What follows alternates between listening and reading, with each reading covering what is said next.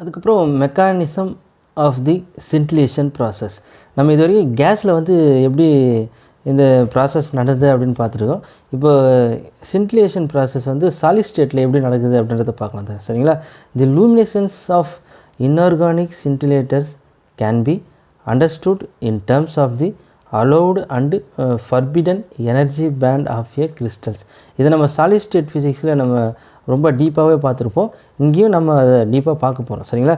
The electronic energy state of an atom are discrete energy levels. நமக்கு தெரியும் ஒவ்வொரு energy லெவலுமே டிஸ்க்ரீட் எனர்ஜி லெவல் தான் அப்படின்றது நமக்கு தெரியும். அதாவது வரையறுக்கப்பட்ட ஆற்றல் மட்டங்கள் அப்படின்றது நமக்கு தெரியும். சரிங்களா? In a crystal the allowed energy state widen into bands. In the ground state of the crystals the uppermost allowed band that contains electrons in is completely. இங்கே அலோவ்டு எனர்ஜி ஸ்டேட் அப்படின்னா எலக்ட்ரான் ட்ரான்சிஷன் இருக்கும். அதை தான் நம்ம இங்கே allowed energy ஸ்டேட்னு சொல்கிறோம். அதை வந்து நம்ம அடுத்த பேஜில் அந்த டயக்ராம் இருக்குது, அதில் பார்க்கலாம். சரிங்களா? அதுக்கப்புறம் பார்த்தீங்கன்னாக்கா இங்கே upper most allowed band that contains electrons is completely filled. இப்போ எலக்ட்ரான் கம்ப்ளீட்டாக இருக்கிற அந்த அலோவ்டு பேண்டை வந்து வேலன்ஸ் பேண்ட் அப்படின்னு சொல்லலாம். சரிங்களா? The next allowed band is empty. அது வந்துட்டு கண்டக்ஷன் பேண்ட் அப்படின்னு சொல்லலாம். இது நமக்கு ஏற்கனவே தெரிஞ்ச விஷயம். செமிகண்டக்டர் டிவைசஸில் இதை நம்ம படிச்சிருப்போம். இருந்தாலும் இங்கே நீங்கள் அதை ஞாபகப்படுத்திக்கணும். சரிங்களா? An electron may obtain enough energy from incident radiation to move from the valence to the conduction band. அப்போ நம்ம ஒரு எலக்ட்ரான் வந்துட்டு எனர்ஜியை ரிசீவ் பண்ணுதுன்னா அந்த ரிசீவ் பண்ணுற எனர்ஜி எந்த மாதிரி எவ்வளோ இருக்கணும் அப்படின்னா வேலன்சி பேண்ட்லேருந்து கண்டக்ஷன் பேண்டுக்கு மூவ் ஆகிறதுக்கு உண்டான எனர்ஜியாக இருக்கணும். சரிங்களா? Once there the electron is free to move anywhere in the lattice. இங்கே பார்த்தீங்கன்னா லேட்டிஸ் அப்படின்ற மீனிங் என்ன, periodic array of atoms or molecules அப்படின்றத நமக்கு ஏற்கனவே தெரியும். அப்போது ஒரு எலக்ட்ரான் இந்த இன்சிடென்ட் ரேடியேஷன்லேருந்து அது வேலன்ஸு பேண்ட்லேருந்து கண்டக்ஷன் பேண்டுக்கு போக தேவையான எனர்ஜியை வந்து ரிசீவ் பண்ணிடுச்சுன்னா அது அந்த சாலிடில் வந்துட்டு அந்த லேட்டிஸில் எங்கே வேணாலும் ஃப்ரீயாக மூவ் ஆகும் அப்படின்றது தான் இங்கே. சரிங்களா? The removed electron leaves behind a hole in the valence band which can also move. அப்போது ஒரு எலக்ட்ரான் அங்கேருந்து ரிமூவ் ஆகிடுச்சுன்னா அங்கே வந்து ஒரு ஹோல் கிரியேட் ஆகும். சரிங்களா? இந்த ஹோலும் பார்த்திங்கன்னா மூவ் ஆகும். சரிங்களா? எலக்ட்ரான் எப்படி மூவ் ஆகுதோ அதே மாதிரி இதுக்கும் சிமிலர் ப்ராப்பர்ட்டி தான் ரெண்டுத்துக்குமே. சரிங்களா? Sometimes the energy given to the electron is not sufficient to raise it to the conduction band. Suppose அது ரிசீவ் பண்ணுற இந்த இன்சிடெண்ட் ரேடியேஷன் இருக்குதுங்களா, இதிலிருந்து எலக்ட்ரான் ரிசீவ் பண்ணுற எனர்ஜி கண்டக்ஷன் பேண்ட் வரைக்கும் மூவ் ஆக முடியாமல் ஒரு லோயஸ்ட் எனர்ஜியை ரிசீவ் பண்ணுறதா வச்சுப்போம். Instead the electron remains electrostatically bound to the hole in the valence band. சரிங்களா? அப்போ அது மூவ் பண்ண முடியாது. சரிங்களா? நம்ம எப்படி ரீகாம்பினேஷன் அப்படின்ற ஒரு கான்செப்டை கேஸ் டிடெக்டர்ஸில் பார்த்தோமோ அது எப்போது ரீகாம்பினேஷன் நடக்கும் அப்படின்னாக்கா இன்னொரு செகண்டரி அயனைசேஷன் நடக்கிறதுக்கு முன்னாடி அந்த எனர்ஜி குறைவாக இருக்கும் பொழுது ரீகாம்பினேஷன் நடக்கும். சரிங்களா? அதே மாதிரி இங்கே கண்டக்ஷன் பேண்டுக்கு மூவ் ஆக முடியாத எலக்ட்ரான்ஸ் எல்லாமே மறுபடியும் அங்கே இருக்கிற ஹோல்ஸோடவே ரீகம்பைன் ஆகிடும். சரிங்களா? அதை தான் இங்கே சொல்கிறாங்க. தி எலக்ட்ரான் ஹோல் பேர் தஸ் ஃபார்ம்டு இஸ் கால்டு எக்ஸைட்டான்ஸ். சரிங்களா? இதை தான் நம்ம எக்ஸைட்டான் அப்படின்னு சொல்கிறோம். எக்ஸைட்டான் அப்படின்னா அது எங்கே ரீகம்பைன் ஆகுதோ அந்த இந்த ஸ்டேட்டை எக்ஸைட்டட் ஸ்டேட்டுன்னு சொல்லலாம். அது எக்ஸைட்டான் அப்படின்னு சொல்கிறோம். சரிங்களா? In terms of energy state the exciton corresponds to elevation of the electron. Elevation அப்படின்றது எதை மீன் பண்ணுது அப்படின்னா அந்த எலக்ட்ரான் வந்துட்டு வேலன்ஸ் பேண்ட்லேருந்து எவ்வளோ தூரம் மூவ் ஆகிருக்குது அந்த டிஸ்டன்ஸ் தான் இங்கே வந்து எலிவேஷன் அப்படின்னு சொல்கிறோம். அது ரிசீவ் பண்ண எனர்ஜியை பொறுத்து ஒவ்வொரு எலக்ட்ரானுக்கும் வேரி ஆகிறதுக்கு சான்சஸ் இருக்குது. சரிங்களா? Elevation of the electron to a state higher than the valence but lower than the conduction band. அப்போது நடுநிலையாக இருக்கும். அந்த ஒரு குறைவான எனர்ஜியை ரிசீவ் பண்ண இந்த இன்சிடென்ட் ரேடியேஷன்லேருந்து ரிசீவ் பண்ண எலக்ட்ரான்ஸ் வந்து கண்டக்ஷன் பேண்டுக்கும் போயிருக்காது, வேலன்சி பேண்ட்லேயும் இருக்காது. இன்பிட்வீனில் ஒரு ஸ்டேட்டை வந்து ஃபார்ம் பண்ணும். சரிங்களா? thus the exciton state form a thin band with the upper level coinciding with the lower level of the conduction band. சரிங்களா? the width of the exciton band is of the order of 1 electron volt, whereas the gap between valence and conduction band is of the order of 8 electron volt. சரிங்களா? இது ரெண்டுத்துக்கு எவ்வளோ difference இருக்குது பாருங்கள். இது 8 electron வோல்ட்டில் அந்த வைட் பேண்டாக இருக்கும். இது பார்த்திங்கன்னா ரொம்ப தின்னாக ஷார்ட்டாக இருக்கும் 1 எலக்ட்ரான் வோல்ட்டில். சரிங்களா? In addition to the exciton band energy state may be created between valence and conduction bands because of crystal imperfections or impurities. சரிங்களா? அப்போது ஒரு நம்ம எடுத்துக்கிற ஒரு சாலிட் ஸ்டேட் மெட்டீரியலில் அதில் எவ்வளோ இம்ப்யூரிட்டி ஆட் பண்ணுறோமோ அதுக்கு தகுந்த மாதிரி இந்த பேண்டோட திக்னஸ் இருக்கும். சரிங்களா? Particularly important are the states created by the activator atom such as thallium. நம்ம ப்ராக்கெட்டில் இந்த சாம்பிள் எல்லாத்தையுமே தாலியம், யூரோப்பியம் அப்படிலாம் போட்டோம் இல்லைங்களா, சோடியம் இந்த மாதிரிலாம். இப்போ இதுதான் இங்கே இம்ப்யூரிட்டியாக இருக்குது. இந்த இம்ப்யூரிட்டியை பொறுத்து தான் இந்த எனர்ஜி ஸ்டேட் ஃபார்ம் ஆகுது. இங்கே இம்ப்யூரிட்டி ரேஞ்சை பொறுத்து இதோட திக்னஸ், எனர்ஜி எல்லாமே வேரி ஆகும். அது நமக்கு இங்கே தெளிவாகவே தெரியுது. சரிங்களா? The activator atom may exist in the ground state or in one of its excited state. இதுதான் நம்ம இவ்வளோ நேரம் டிஸ்கஸ் பண்ண diagram. Allowed and forbidden energy bands of a crystal. இங்கே பார்த்தீங்கன்னாக்கா இது வந்துட்டு கிரவுண்ட் ஸ்டேட். சரிங்களா? இது ஹோல்ஸ், இங்கே வட்டம் போட்டுருக்கிறதெல்லாம் ஹோல்ஸ்.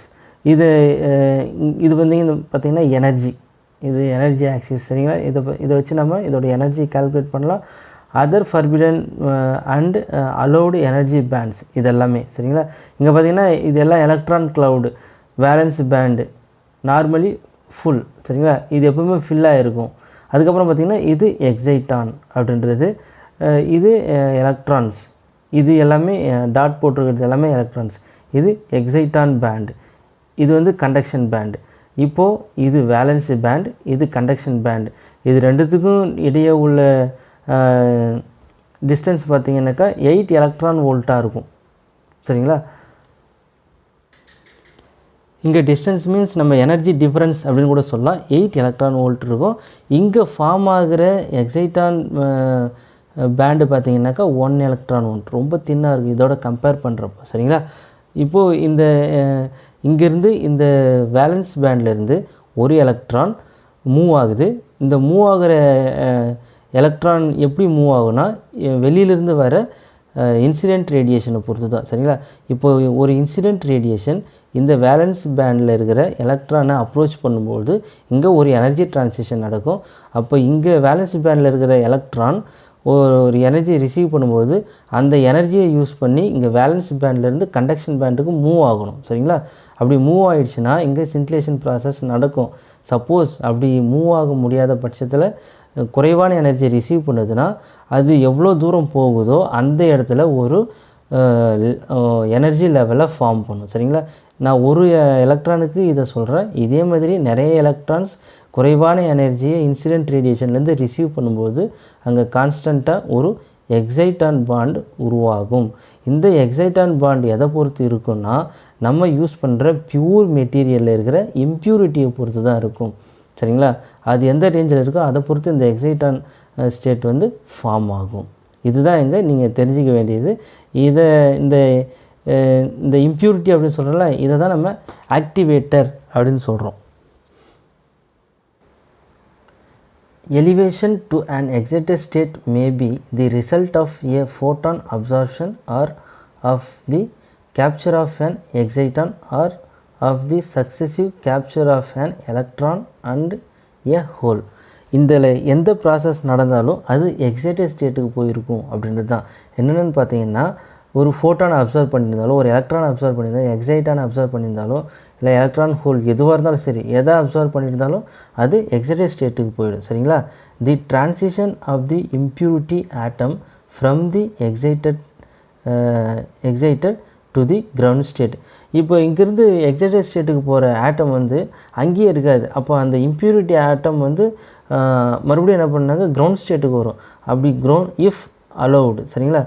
சரிங்களா? அப்போது அந்த மாதிரி கிரவுண்ட் ஸ்டேட்டுக்கு வரும்பொழுது results in the emission of an photon in times of the order of 10⁻⁻8 seconds. அப்போ அதோட ரிலாக்ஸேஷன் டைம் இதுதான். 10⁻⁸ செகண்ட்ஸில் ஆட்டோமேட்டிக்காக அந்த எக்ஸைட்டட் ஸ்டேட்லேருந்து கிரவுண்ட் ஸ்டேட்டுக்கு அந்த இம்ப்யூரிட்டி ஆட்டம் கண்டிப்பாக வந்துடணும். சரிங்களா? அப்படி வரும்பொழுது if this photon has a wave length in the visible part of the electromagnetic spectrum. அப்படி வெளியில் அப்படி கிரவுண்ட் ஸ்டேட்டுக்கு வரும்பொழுது அந்த இம்ப்யூரிட்டி ஆட்டம் ஒரு ஃபோட்டானை வெளியிடும். அந்த ஃபோட்டானோட வேவ் லென்த் விசிபிள் ரீஜனில் இருக்கும். இந்த விசிபிள் ரீஜனில் இருக்கிற ஃபோட்டான் தான் இட் கான்ட்ரிபியூட்ஸ் டு சின்டிலேஷன். அது ஒரு ஸ்பார்க்கை வந்து உண்டு பண்ணுது அப்படின்றது இதுதான் மீனிங். சரிங்களா? Thus production of scintillation is the result of the occurrence of these events. அப்போ இது வரைக்கும் நடந்த ப்ராசஸ் எப்படி சிம்பிளாக சொல்லலாம்னா, ஃபஸ்ட்டு பார்த்தீங்கன்னாக்கா ionizing radiation enters the crystal. சரிங்களா? அதுக்கப்புறம் electrons are raised to the conduction band, holes are created in the valence band. அப்போது அயனைசிங் ரேடியேஷன் வந்து கிறிஸ்டலில் என்ட்ரு ஆகுது. என்ட்ரான உடனே ஒரு எலக்ட்ரான் வந்துட்டு கண்டக்ஷன் பேண்டுக்கு ரைஸ் ஆகுது, மூவ் ஆகிடுது. சரிங்களா? அப்படி மூவ் ஆகும்போது ஒரு ஹோல் வந்து அங்கே ஃபார்ம் ஆகுது. அதுக்கப்புறம் excitons are formed. Suppose energy கரெக்டாக ரிசீவ் பண்ணலன்னா எக்ஸைட்டான்ஸ் ஃபார்ம் ஆகும். அதுக்கப்புறம் activators centers are raised to the excited states by absorbing electrons, holes and excitons. அப்போ அங்கே இம்ப்யூரிட்டி ஆட்டம்ஸ் இருக்கும்பொழுது இந்த இம்ப்யூரிட்டி ஆட்டமுக்கும் இந்த எக்ஸைட்டானுக்கும் இடையில தான் இன்ட்ராக்ஷன் இருக்கும். அப்போ அங்கே எனர்ஜி எக்ஸ்சேஞ்ச் வந்து நடக்கும். சரிங்களா? அப்போ அங்கே எனர்ஜி ட்ரான்ஸ்ஃபர் நடக்கும்போது ஆட்டோமேட்டிக்காக எக்ஸைட்டட் ஸ்டேட்லேருந்து கிரவுண்ட் ஸ்டேட்டுக்கு மூவ் ஆகும்போது ஒரு ஃபோட்டானை எமிட் பண்ணும். அப்போது the excitation is allowed by the emission of a photons.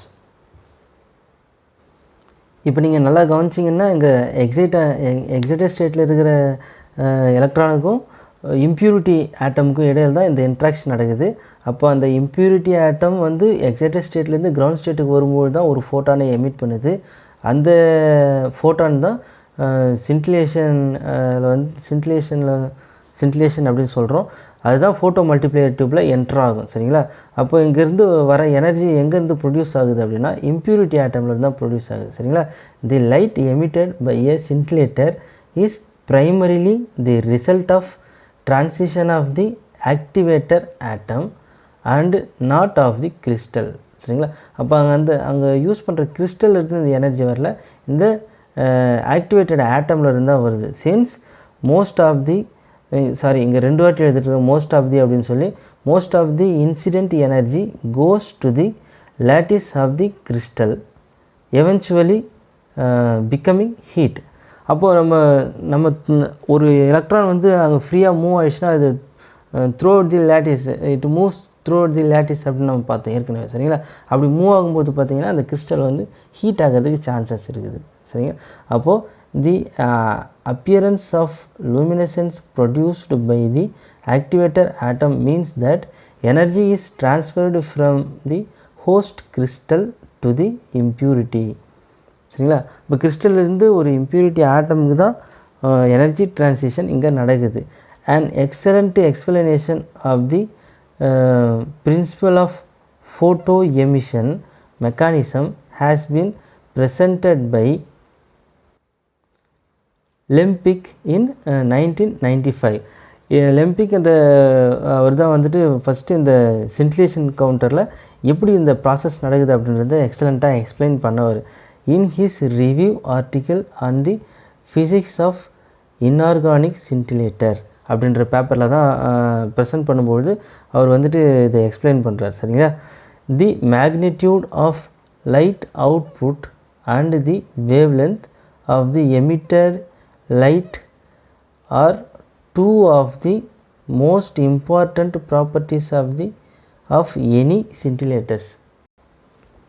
இப்போ நம்ம எந்த ஒரு சிண்டிலேட்டராக இருந்தாலும் அங்கே நம்ம பார்க்க வேண்டியது என்னென்னா, ஃபஸ்ட்டு லைட் அவுட்புட். சரிங்களா?